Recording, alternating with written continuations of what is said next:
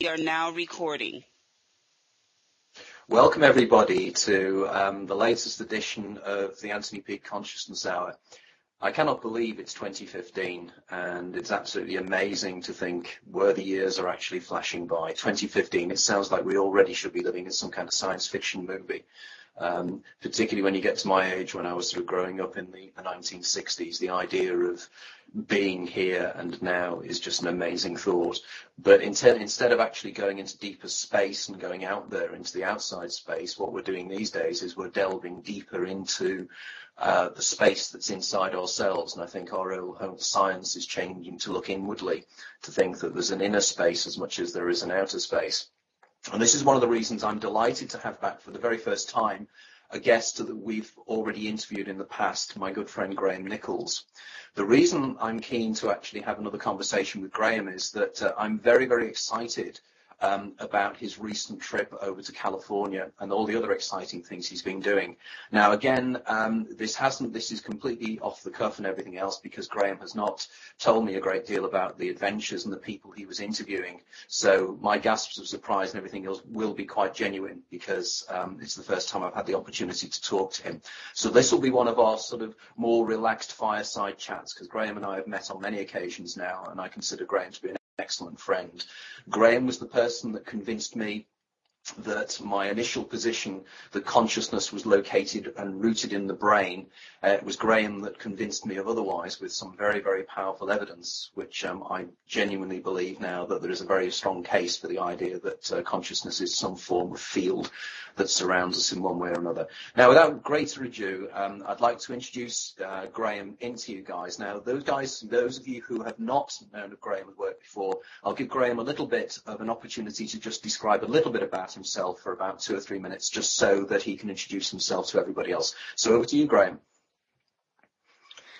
Okay, well, I guess my main area is the out-of-body experience, although I do look at wider areas of consciousness and ideas of psychic ability and things like that. But essentially, I started having experiences when I was very young, mainly out-of-body experiences from around the age of 12. And then I started to explore all of those different areas, learn to induce the experience for myself, develop technology later on, including immersive structures, virtual reality, all different sorts of technological devices that help with inducing the out-of-body experience. More recently, I've been quite focused on science and actually trying to look at the veridical side of our body experiences and near-death experiences and related phenomena, and trying to support that whole endeavour to understand more about it and to take the whole area forward. So I guess that's what led to my US trip and meeting with Dean Radin and some of the other people that I met out there. Well, if you can now take the opportunity to tell us a little bit, because I mean, I'm interested as to how the whole thing came about, where you did, who you met and everything else. So please take us through it, because I know that you met with some fascinating people and I'm really interested to hear more about it. So give us a little bit of background. How did you end up there? What was the background to it? And just carry on from there, really. Well, I guess it started with the International Remote Viewing Conference, and I was talking to some of the guys there about the possibility of me speaking, and there was some debate over the crossover between remote viewing and out-of-body experiences. There was a kind of resistance, in a way, to sort of put the two in the same kind of category, which was interesting to me. Where was that? Where was the remote viewing conference?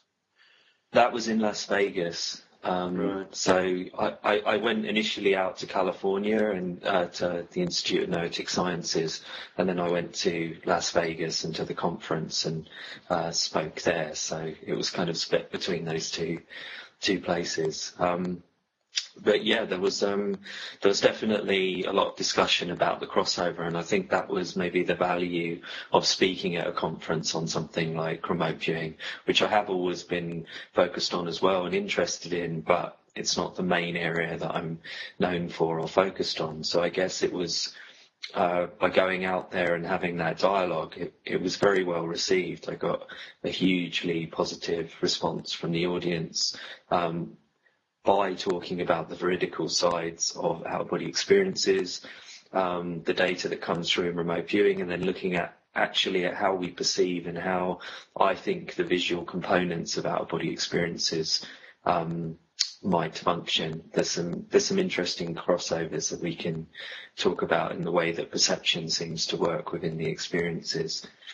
So when you mentioned that there was a degree of resistance to the overlap between the out-of-body experience and remote viewing, I'm intrigued by that. Could you just a little bit expand on the discussions and how those discussions went in Las Vegas first? Because it's quite intriguing, because I'd have thought that most people would have thought there were similarities there. Yeah, it's interesting. Some people definitely do. In my conversation with Russell Targ, for example, who was one of the fathers really of remote viewing, when I described some of my experiences, he was interested to know why I considered them out-of-body experiences and not remote viewing, for example. And there was this discussion that we had about that, and really, I guess it's the level of immersion within the experience and the sense of being completely located at the other location, rather than the process of being in the room and fully conscious of what you're doing at the same time, which is more how most people approach remote viewing. So it brought up a whole range of interesting points, because I've always felt that remote viewing and out-of-body experiences are more closely aligned, say, than out-of-body experiences in lucid dreaming. Whereas it seems more popular to say that lucid dreaming is connected, but that seems more of a stretch for me, more of a difficult connection. Mainly because my out-of-body experiences happen while I'm fully awake, and also when I've monitored myself with EEG equipment, the types of brain states that I experience are different to what would be experienced during a dreaming state. So things like that, I think, have been things that have swayed me away from the dream model.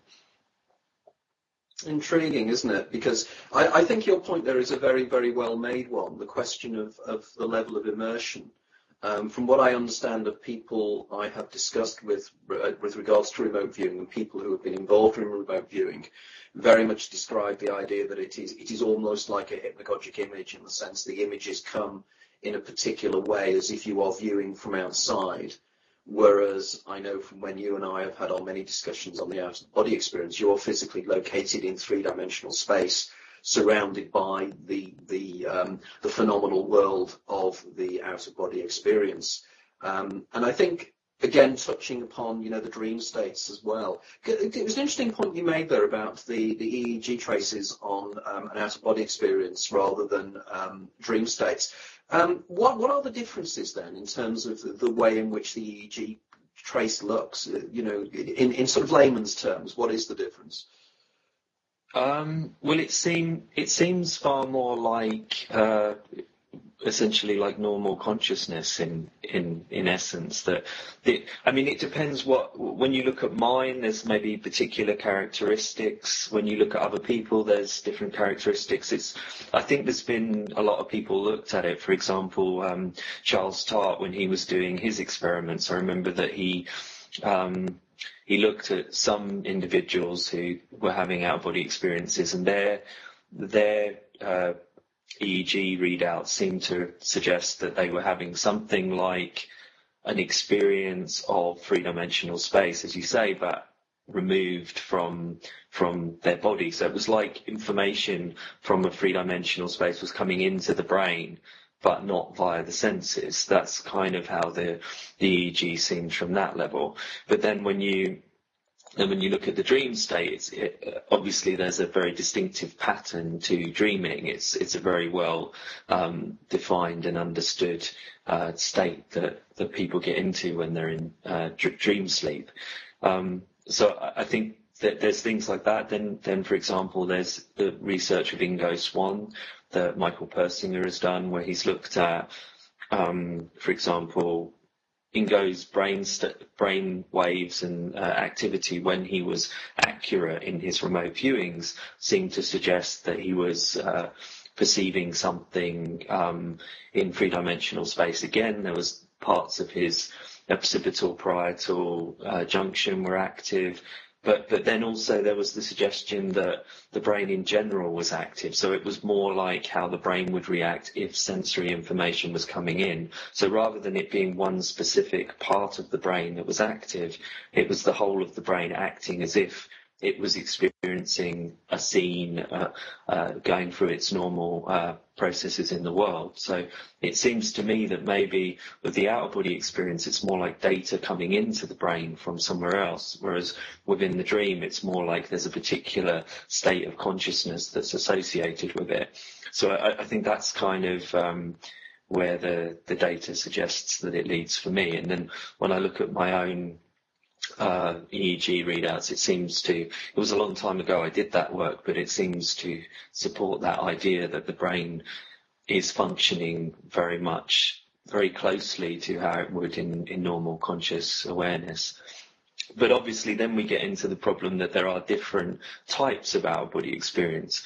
There'll be experiences that happen within sleep paralysis that are considered out-of-body experiences. There'll be out-of-body experiences that do sound very much like lucid dreams to me, but then they're described as out-of-body experiences. And then there's the types that I have, which are more from a waking state and things like that. So I think as well, part of this process is we need to move towards new language and to really define and pin down these different types of perceptions and states. So that's kind of my take on it.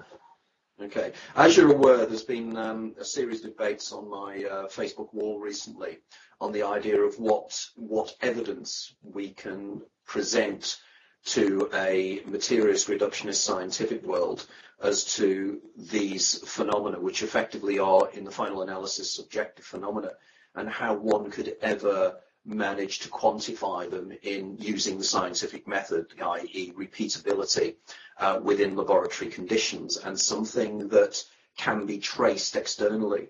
Now, effectively, what you're saying here, and forgive me if I'm misunderstanding this, but the idea is that we have here tangible or at least quantifiable information that can be shown to be the case that when somebody is in altered states of consciousness and when they are experiencing an out-of-body experience, the brain is reacting in a way that suggests it is actually perceiving a three-dimensional reality external to itself.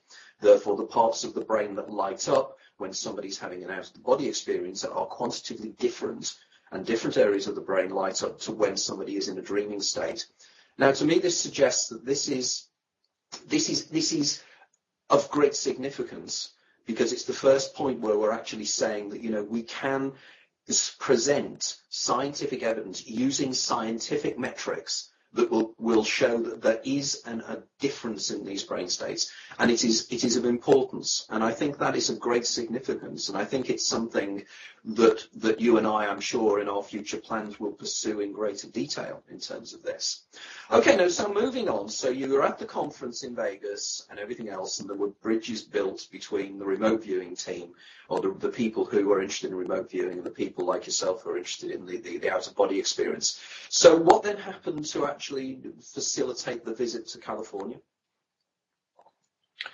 The California side of things was more that as I was going out to the US, I wanted to connect with some people that I know and I've worked with in the past over there, and I also wanted to visit ION. So my plan was really to just start the trip in California and visit the Institute of Noetic Sciences, give a talk there. So I spoke with some of the organisers there, and then gave a talk mainly to the scientists and a few students about my work and my perspectives on the whole thing.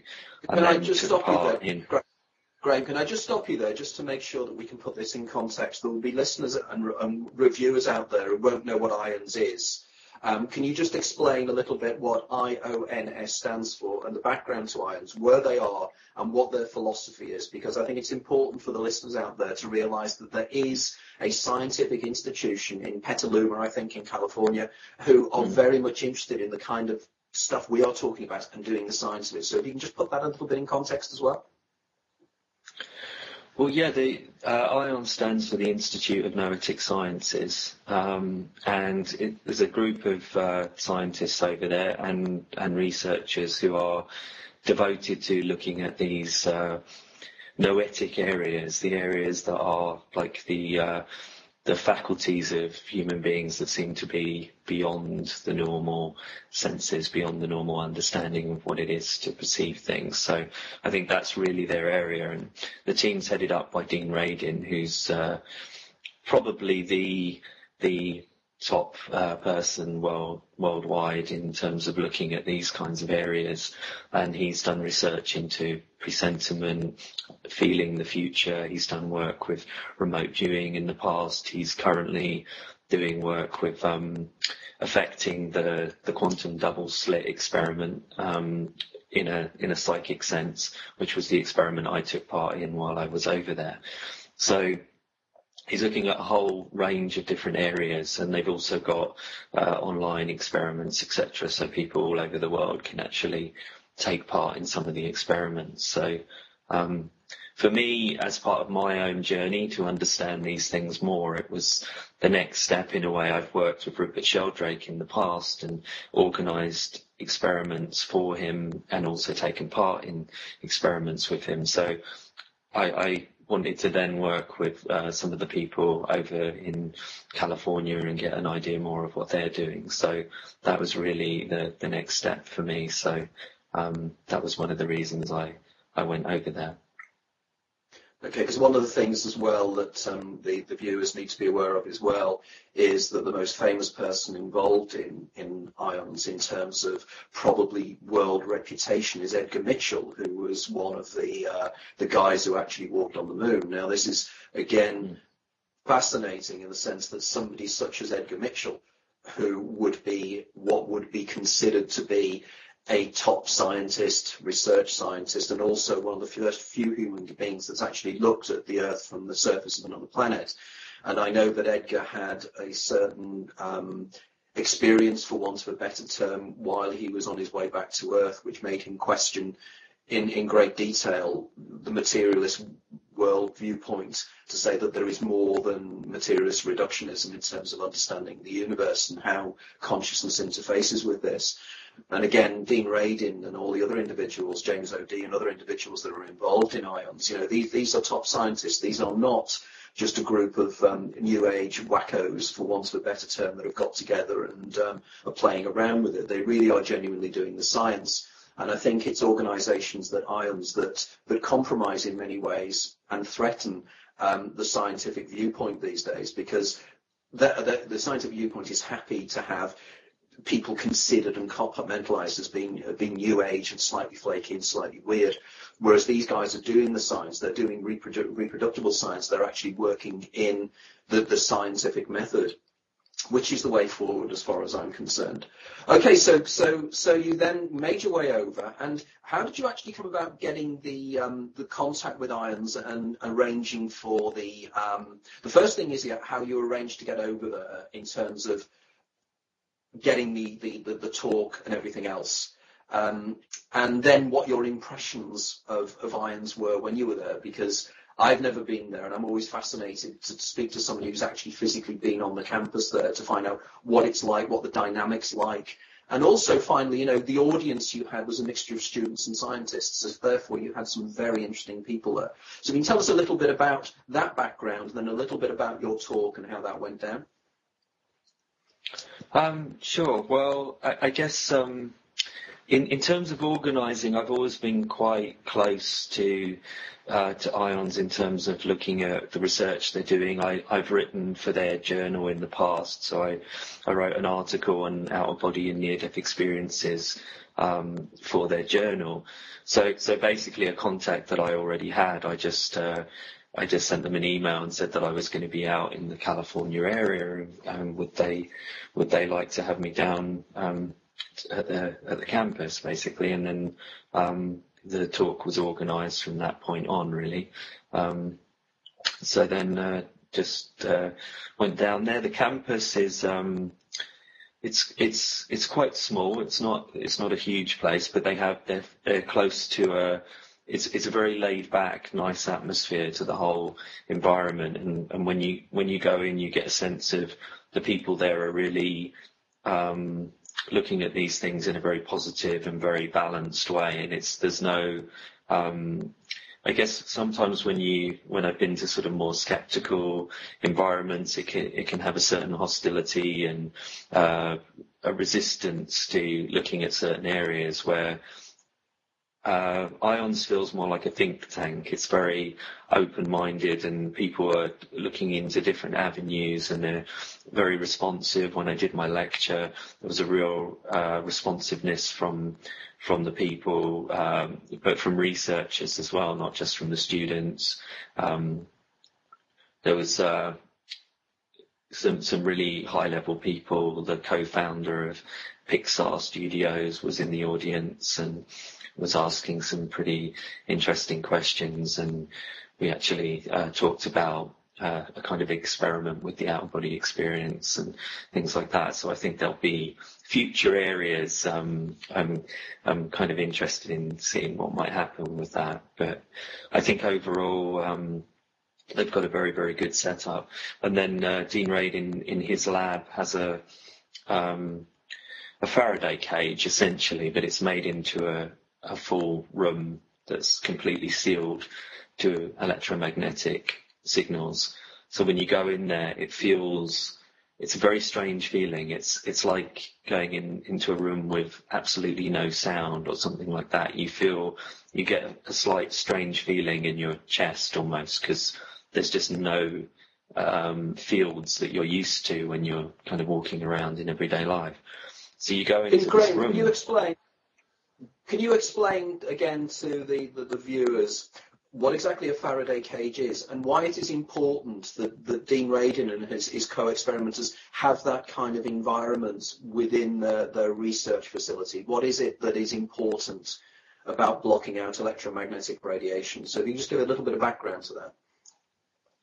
Okay, well, yeah, the Faraday cage is basically a system for blocking out the electromagnetic frequencies. The reason I'm not sure what Dean would say, but I think the main reason is so that no signals or anything could interfere with the experiments. And there was a time when electromagnetism was thought to be one of the possible carriers for psi abilities, but that's since been discounted. So I think in some of the experiments they started to use a Faraday cage as a way of eliminating that as a possibility, and then that started to be used as a way to also avoid anything like mobile phones or anything like that interfering with the process.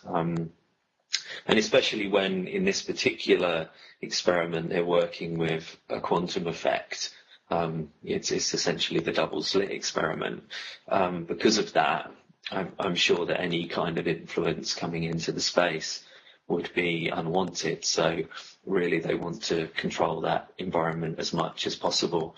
And I think that's something that Rupert Sheldrake was quite focused on as well, because when the experiments I did with him a few years ago were taking place, we used a similar environment where there was no signals, and it was in an underground space. And the reason for that was to try and limit any possibility of any signals and things like that. So I think that's really the reason, but I don't know whether it was something to do with this strange feeling inside that unit, but it seemed to have quite a powerful effect on me and started to induce the vibrational state, the early stages of the out-of-body experience, or it had that effect on me anyway, that I started to go into that kind of state, which was very interesting. And then there was a strange heat anomaly that took place as well, witnessed by the other people in the space. So I started to feel this intense energy while I was trying to affect this double slit experiment psychically. And every time I sort of put my focus and concentration onto it, I started to get the sensations as if I was going into an out-of-body experience. But then on the recording that goes with this experiment, the recording tells you when to focus and when not to focus. So there would be a part in the recording where it would tell me to relax and not to focus. So I would kind of bring myself back out of that energy that I was feeling. But then when the experiment was over and the door was open, everyone in the room next to the unit felt this kind of rush of heat that came out of the environment. But the interesting factor was that the Faraday unit is monitored for temperature, and when the researcher checked the temperature before and after, there was no difference in the temperature. So there was no temperature change reading during the experiment, even though the people in the room felt this intense heat. The researcher's words were, it's like a sauna. So it was a very tangible heat.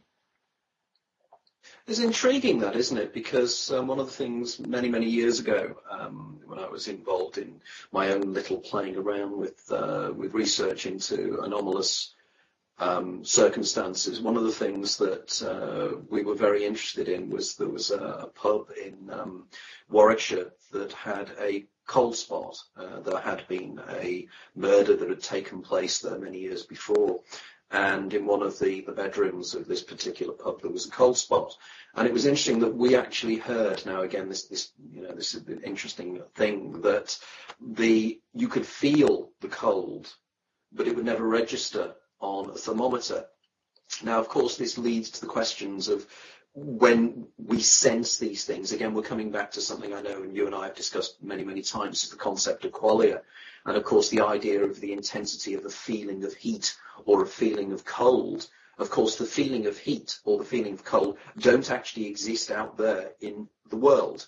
You know, effectively, it is the way our nerves convey temperature changes in such a way to give us a sensation when we realize it's getting hot and getting cold, but it's brain generated. So here we have a classic example of a very, very peculiar phenomenon.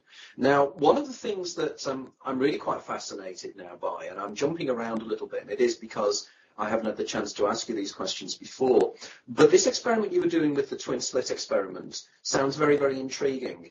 If you could explain, I know you and I are both aware, and probably many of the listeners out there are aware of the twin slit experiment and exactly how anomalous it is, but if you can explain a little bit about the twin slit experiment in very, very short amount of time, because I know, having tried to write a description of the twin slit experiment and why it's so strange, you end up writing chapters on the subject. But effectively, more importantly, what was the experiment about, and what were they trying to do, and what were the results of it?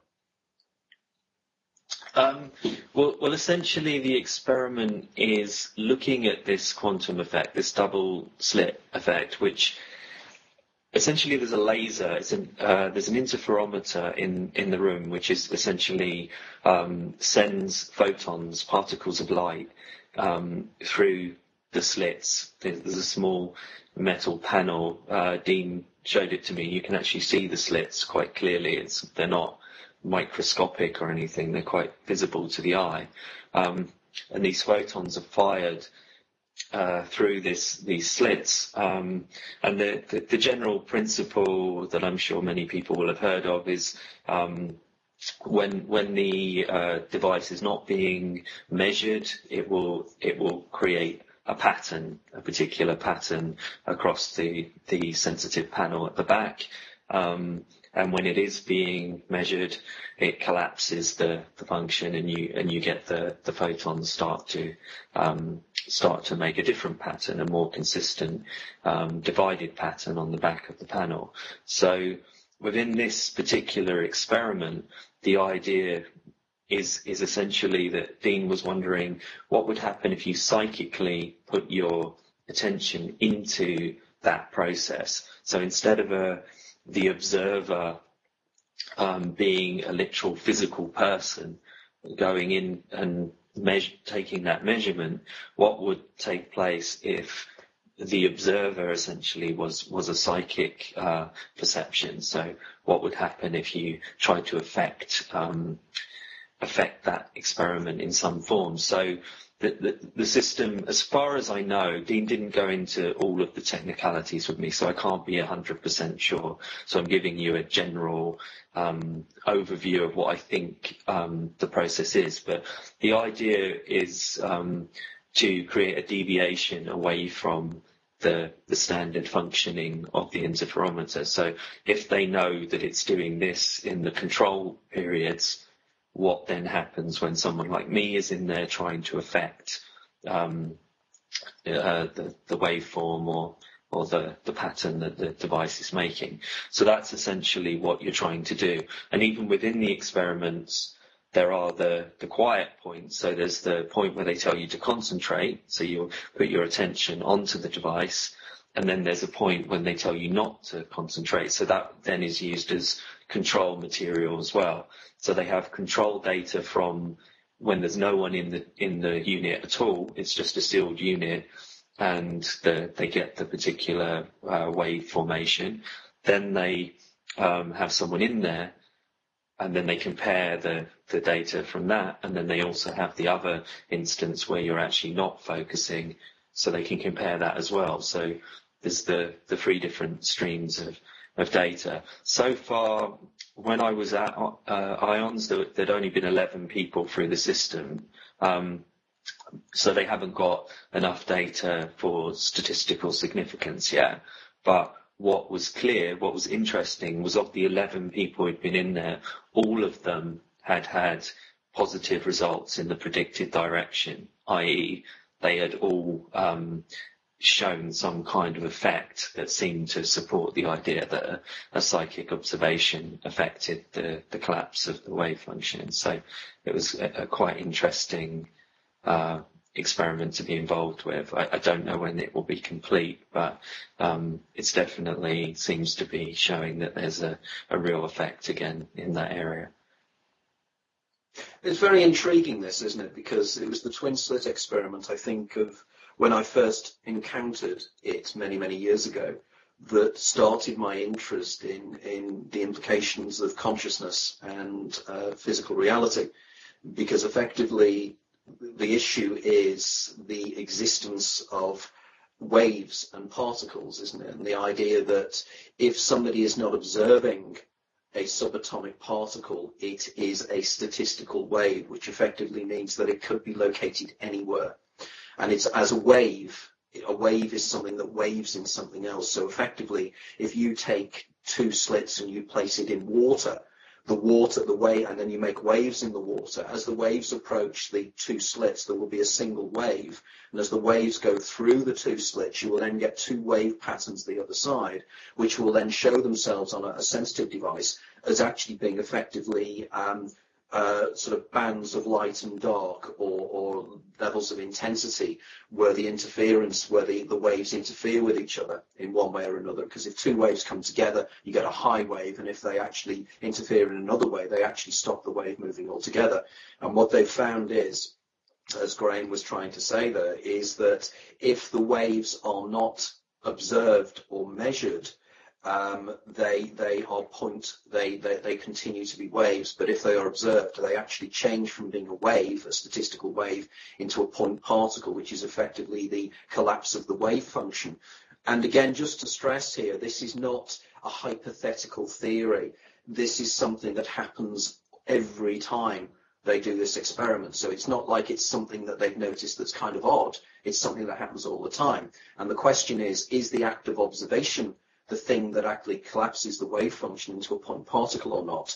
But what Dean Radin's doing here, as I understand it, is to doing something even more interesting, where he's actually saying, if the observer is a psychic, whatever we mean by psychic, does that affect the wave function in another way? So this is very intriguing and very exciting work. Now, if anybody's interested in the work of Dean Radin as well, there is another interview by an associate of mine who interviewed Dean Radin recently, and I will put this link up on my Facebook wall in due course, because you might find this quite interesting as well. But going back then to your conversations with Dean Radin, I mean, it must have been a wonderful opportunity to talk to one of my all-time intellectual heroes as to the work he's doing, because you touched upon his work on presentiment, which I think he did with Dick Bierman, and it would be interesting to just touch upon what you discussed with him, because it would be fascinating to just have a chat with the guy. Can you tell me more about that?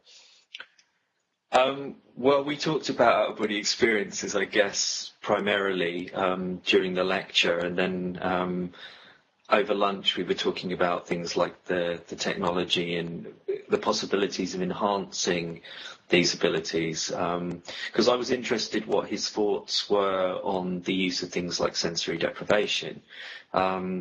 Because it seems to me, if you look at, for example, the data from the Ganzfeld experiments, Ganzfeld telepathy experiments, where they used mild sensory deprivation on ordinary people just straight off the street, they used this mild sensory deprivation in order to try and get them into a more of an altered state in order to allow for an increase in their psi ability. So it's a way of enhancing it to some degree in an ordinary person. Now, what's always intrigued me is we had that data that shows really that there's an increase in ability when there's a mild form of sensory deprivation.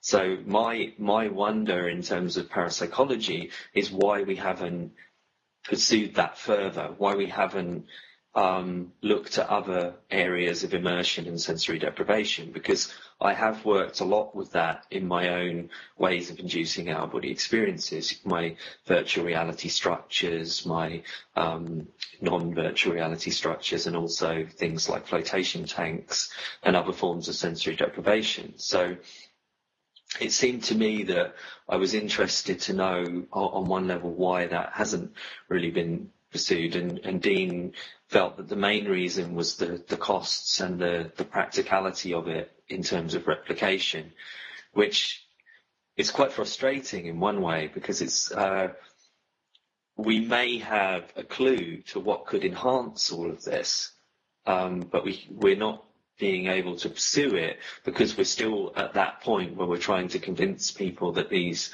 things are real, even though, as Dean points out, it's the latest presentiment or precognition research had a significance level of 6 sigma, which is higher than the Higgs boson experiment in terms of significance, but it's still ignored generally. So in a way, if we could get to the point where we could say, all right, it looks like there's something there, maybe we could then move the research forward and start to really get into these areas like enhancing it. I know that Michael Persinger, for example, in Canada is looking at transcranial magnetic stimulation to try and enhance remote viewing and telepathy, for example. So I think those things are really what fascinate me now, how we could sort of try and move the whole thing forward and enhance these abilities to some degree.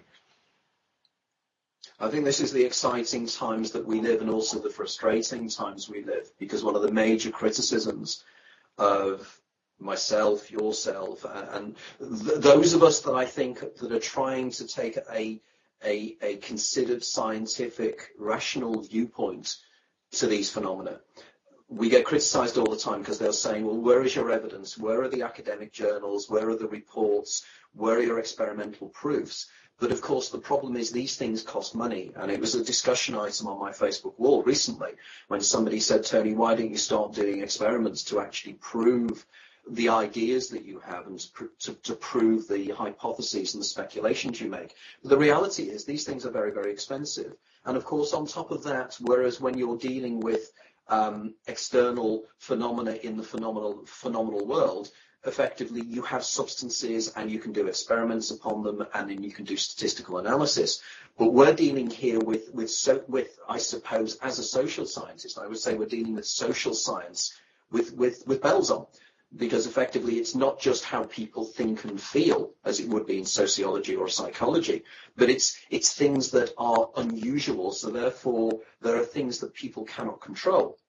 You know, it's not as if individuals can spontaneously recognize. It's not that individuals can spontaneously, at a shout, actually get outside of their body and do veridical viewings, because it doesn't work that way, because the whole phenomenon is curious in itself. And I think it's the way we need to go forward. And I'm hoping before we finish the interview, you and I can announce one or two ideas we've got in terms of this going forward. But I'm aware of time, and as is always the case with these interviews, we are aware of time. What I'd like to do now is to move on from your work with Dean Radin to your fascinating discussions with Eben Alexander. And just for a background again, for those people listening in who are not aware of Eben Alexander is a neurologist who was seriously ill, and while he was seriously ill had what can only be described as an amazing near-death experience, which made him completely revise his own position as a materialist reductionist. Actually having experienced the thing itself, completely revised his worldview on it. And I was very excited to see that Graham had actually met with Eben Alexander and had the opportunity to be interviewed with him and indeed interview him. I'm also delighted to know that Eben has actually, in the bibliography of his first book, he actually cites my first book is Their Life After Death, which is fantastic. And again, I really thank him for that. But what I'd like to do is Graham, how did you engineer the meeting with Eben? What was he like? And can you tell us a little bit about what information you got from him in terms of his experiences? Because it would be great to get Eben on this show, but I know he's an extremely busy guy. And the next best thing is you know, sort of to do it through your viewpoint on him and how he came across to you. Well, he was headlining the remote viewing conference, so and he attended my lecture, so he was aware of what I was doing in that context. And then I was talking to David Wilkinson, who's one of the organizer of the allreality.com website, which basically he's trying to bring together veridical data to do with out-of-body experiences and near-death experiences. That's one of his main goals. So he's a really interesting guy in California who's really trying to do that. So he was talking to me about my work and my veridical experiences and things like that. And he's basically going around filming different scientists about quantum physics, about these kinds of psychical research areas, all of that kind of stuff, basically. And so he wanted to film the two of us together having a dialogue. So basically asked Evan if he'd be interested. Evan was interested, so we basically just sat down and had a dialogue. And Evan, basically, I think the most important thing, I mean, Evan's experience didn't have anything veridical as such in the experience, but I think what he was able to do was, through the appearance of certain faces towards the end of his experience, he was able to suggest that the timing of the experience was when he was at the deepest level within his coma. So I think what he feels that his experience shows is that while his brain was deeply in pus, essentially, he was suffering from bacterial meningitis. So the neocortex of his brain, which is usually associated with consciousness and that kind of function, was essentially shut down.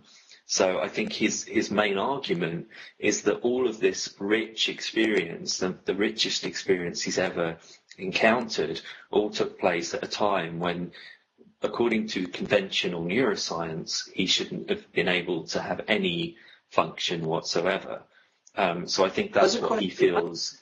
Graham, as a quick question there, how did he know, if he was already in a deep coma state when he was perceiving these things, how does he know that it wasn't? How did he know that was the experience happened at the external timing that he believed it did? I mean, I'm playing devil's advocate here, but could it not be that he was actually having the experience as he was coming to from the coma, and therefore believed that the dream had or the near-death experience had taken place while he was in the deepest coma state, was in fact, it was a part of the waking and coming to? I put that question to him as well, and it's also been put to him in the debate I took part in with him on a radio show, and it seems I don't want to quote him exactly because I think he would need to answer that to be precise, but as far as I understand it, there were faces present in a particular part of the experience that were only present at one point during his coma. So he feels that he was essentially perceiving people around him at a point when he was deep in coma and his neocortex wasn't functioning. So and also because of that, he believes that he can time basically when some of the key elements of the near-death experience was taking place. So while these things are always limited to some degree, I think that what he's saying, is definitely quite strong in the sense of how could he have had such a rich experience during a time when his neocortex wasn't functioning.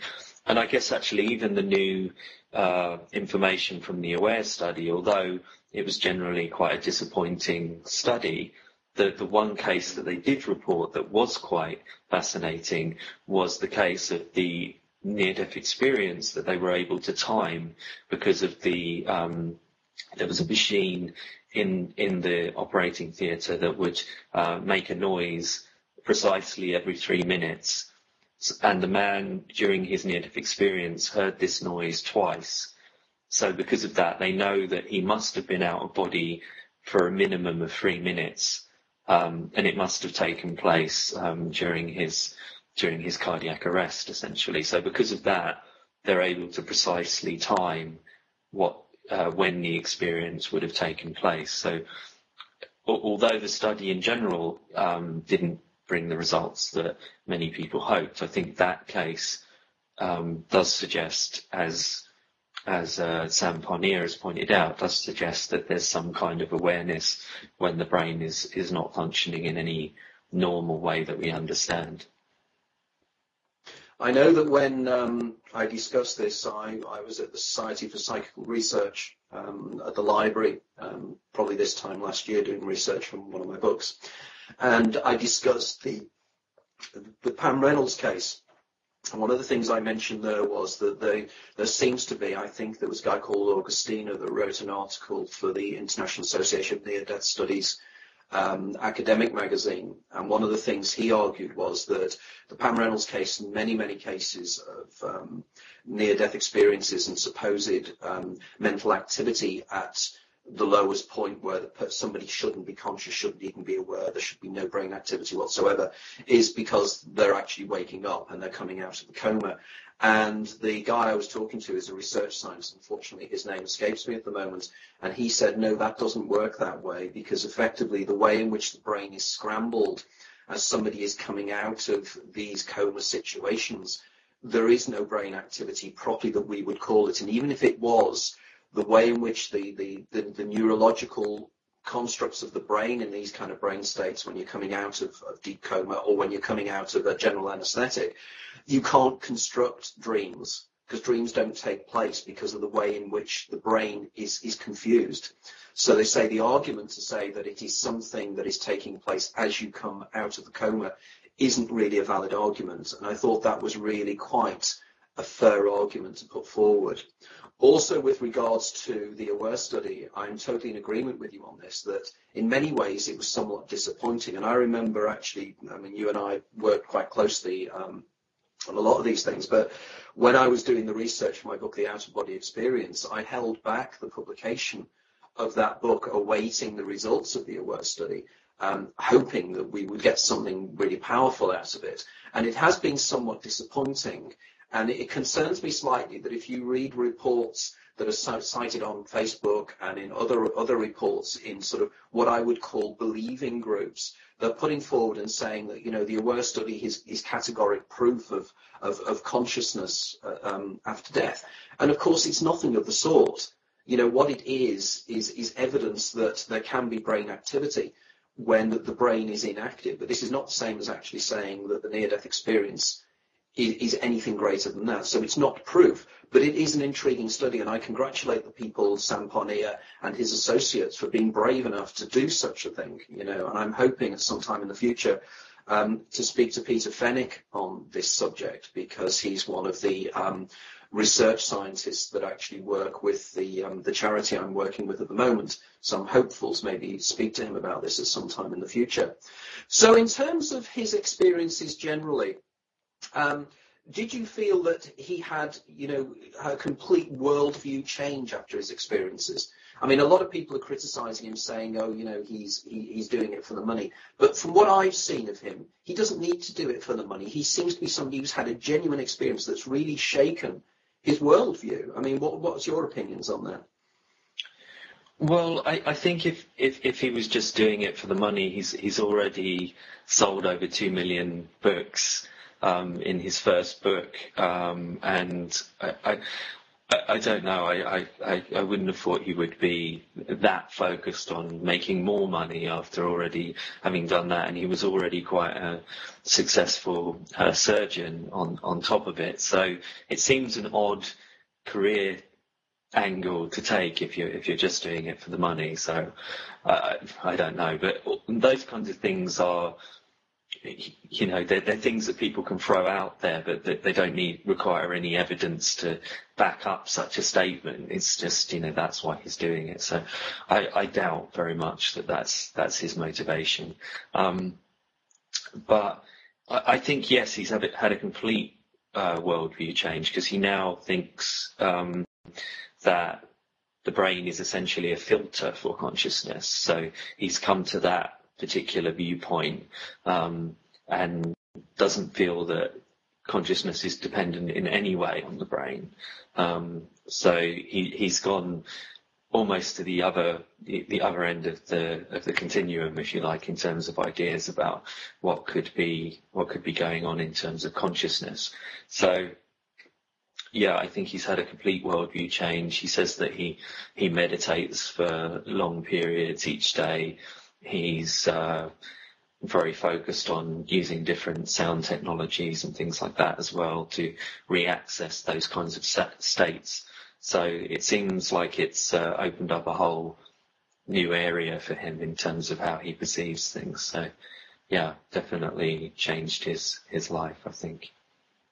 Okay, right. We're down to the last 5 minutes now of the show.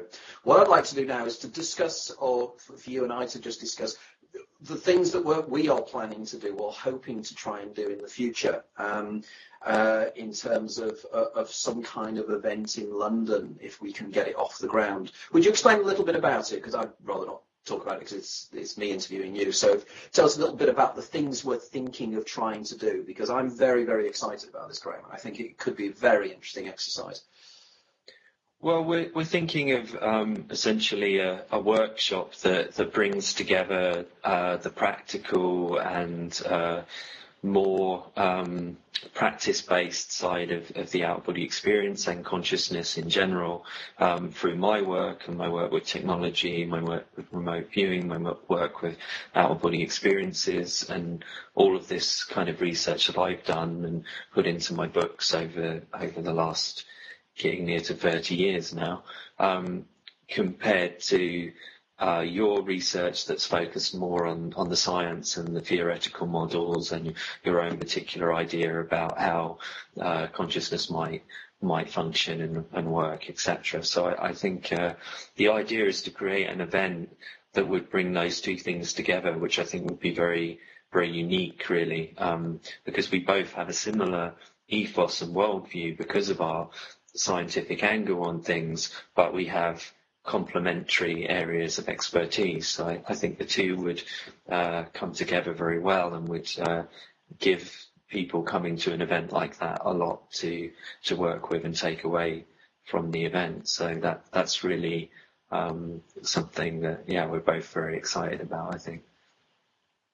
Yeah, we certainly are. We're hoping to try and get a venue probably in central London, but we're at very, very early stages on this, and we really need to flesh out the ideas of how we're going to do it. But I think that an awful lot of individuals, or many individuals, will be quite interested in being involved in this, because it is, again, the first step on what Graham and I think is a longer term plan. We're trying to do something positive and scientific with these subjects, and you know, Graham and I have met on quite a few occasions and discussed in great detail the importance of this. Okay, well, I'm aware that we're starting to run out of time, so again, it's always the case, Graham, that we only ever scratch the surface here. Again, you know, you will be back as a future guest of that, I'm absolutely sure. And my thanks again to Graham for this, and keep your eye out for the event when we get it off the ground. Just to let you know that my next guest will be, and I need to check this because we've been booking a lot of people in recently, will be writer Jason Gregory, who will be joining me from the USA. Thanks again for everybody for joining us. My best wishes to 2014 to you all, 2015 even, to you all. And again, my thanks to our genius in the background, Dia Nunez over there in Denver, Colorado, because without Dia's work and without Dia's focus in making this happen, this show just wouldn't occur. And I mean, she very rarely butts in here and makes comments on here, but believe me, without her involvement, we could not do it. So thanks again for joining us, and look forward to meeting you all again next month with our next edition of the Consciousness Hour show. Thank you very much, and my thanks again to Graham from very, very snowy Baltic states up there. Thank you.